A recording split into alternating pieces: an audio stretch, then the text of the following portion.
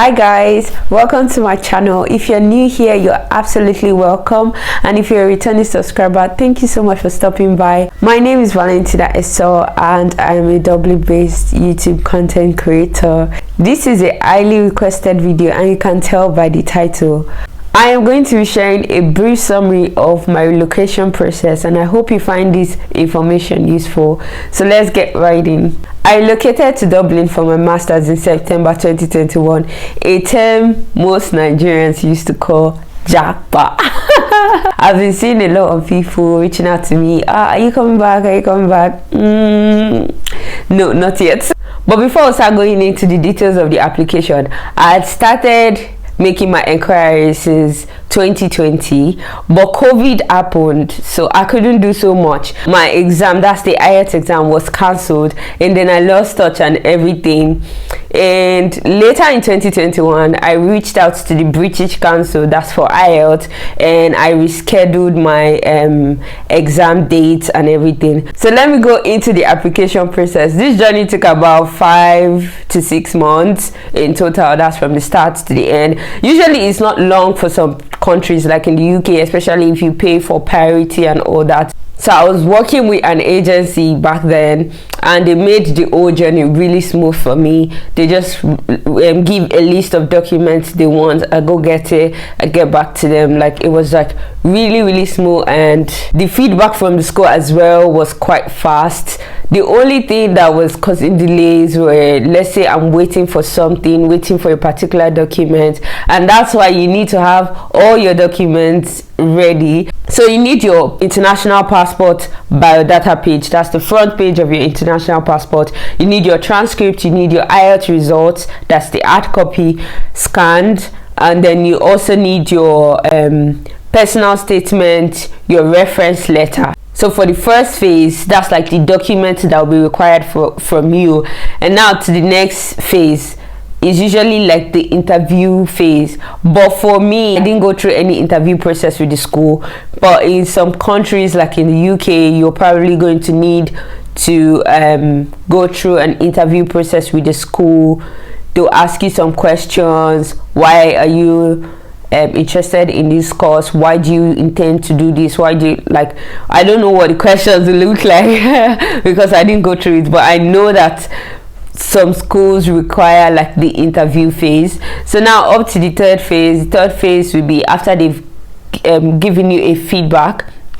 And for me, they gave me 2 documents. The first one was my provisional offer on the 28th of April, and that's because I had not submitted the hard copy of my IELTS results due to the fact that it wasn't delivered at the moment. So I just did a screenshot of my result and I sent it to them, but that was not sufficient. They needed the hard copy. After submitting all the required documents on the 6th of May, they got back to me on the 8th of May, that's like in 2 days time, and they gave me my letter of unconditional offer, and that's like to show you that you're making progress. So on that letter, it states your school fees, it states your living expenses, the cost of your living expenses, what year your program is meant to start, what month, and when it's meant to finish, and the year it's meant to finish. Also, it's going to state your course, and any other basic information is detailed in the letter of unconditional offer. So after getting your letter of unconditional offer, you need to pay your school fees. That's like the next step. You need to pay your school fees. And for those who are operating on a Nigerian Naira account, not a domiciliary account, it takes a very long time. Like, you're just going to get tired. You'll be following up and following up and following up. Like, it's just a very long process. But if you have a domiciliary account, or if you have somebody based in the country of your choice and then they pay for you, it makes the whole process faster. And if you're going through the banking sector in Nigeria, especially operating in a Naira account to be specific, it takes a while. It's like, it's just a very long time, worrying, stressing, like.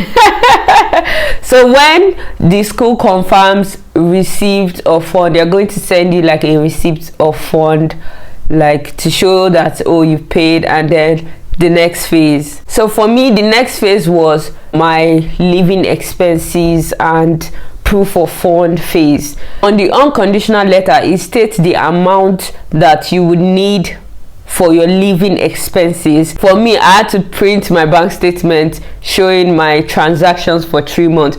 And by the way, I'm not going to spill too much information, but there are companies that assist with all these kind of things. That's all I can say. The next phase was the agency requesting for my letter of employment, my pay slip, my health insurance, and finally letter of sponsorship. So the next phase is for you to book an appointment with VFS, that's Visa Facilitation Services. I think they have about 2 branches in Nigeria, one in Abuja and one in Lagos. I don't know if it's more than 2, but like I'm certain there's one in Abuja and there's the one I went to in Lagos. All you need to do is provide all these documents in the screen right now and go for your biometrics. There is no interview phase, there's nothing like that, especially if it's for education purpose. Now I don't know about other reasons. I went for my appointment with VFS on the 7th of July and I didn't get any response from them till like the 19th of August, so it also take a while. Some countries you could pay for priority, you could fast track the whole process and it could be done like in less than 3 months. Usually they'll send all your documents including your international passport to you via post, and do well to put the main address that you live. Don't put like your workplace whereby you're probably not at work or something. Put your residential address, and then once you get your documents you will know if it was successful or it was not successful. So after getting my document from VFS, I opened it, I was checking my international passport, and I'm like, but you know what, you are not going to see that stamp immediately. You first go through the whole page. your heart to be me. You now calm down, look at it very well. Let me know if you had that share of experience. For me it was successful, and that's when the kitty kata will start. The hey, I need to get this, I need to do this, I need to do this. For me it was almost unplanned. I had to leave Port Harcourt, rush down to Lagos, do a little shopping. I was just running, and that's how we got here. For those that are currently in the relocation phase, here are my 4 tips for you. The first one is do your research. Make sure to do your research. Make sure you know the price of your school fees. Check if they allow for a payment plan. That means you have like a fixed initial deposit and how many times you can pay the balance. All those details are usually on their website, and if they're not on their website, reach out to the program coordinator and make sure you have those information set and available. Another thing that you need for a smooth ride would be to have your documents available set. Like for instance, now I had a few delays here and there because some of my documents were not like readily available. So if you want a smooth ride, like you want, as they're asking you question, you're giving them feedback, make sure you have all the documents. And I've already listed all the documents that you need in the first phase, in the second phase, and in your VFS phase. That's where you're submitting all your documents. The third tip will be do not stress. I believe so much in the law of attraction. If you're stressing too much about it, you're thinking negative of it, you might attract negativity and the result might be negative. So don't stress on it, attract positive things. You know, claim that you are going to get your visa stamped. So the final and the most important tip will be the power of God, the God factor. Do not underestimate the God factor. Like, let him guide you throughout the process, carry him along, reach out to him, pray about it. You know, let him just be the driver. Let him be driving you and you just be cruising in the passenger seat. Let him take charge, because it's going to make the ride smooth, it's going to make the ride effortless, and it's going to direct people to your path to make the ride one of your best moments, one of your best memories, one of something that you always remember and be grateful for. This whole process takes a long period of time for some people, a short period of time for some people, and an average period of time. For me, I'll say it was like an average period of time. Countries like UK, where you can fast track it, pay for priority, they can get back to you in 3-4 days. You probably it will be probably less than 3 months for you.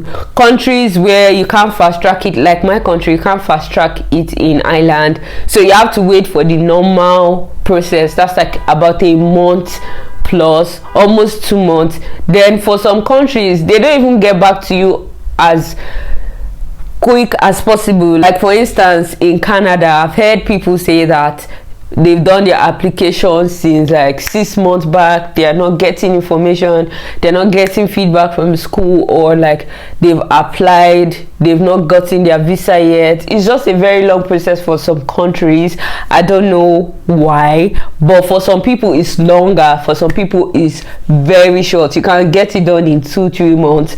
For some people it's like the average, that's usually 4, 5, 6 months, and then the other ones to be like almost a year. So guys, we've come to the end of this video. Thank you so much for watching so far. Make sure to click on the like button and subscribe to my channel. Thank you so much for sticking around. See you guys in my next video, vlog, whatever. See you soon. I love you.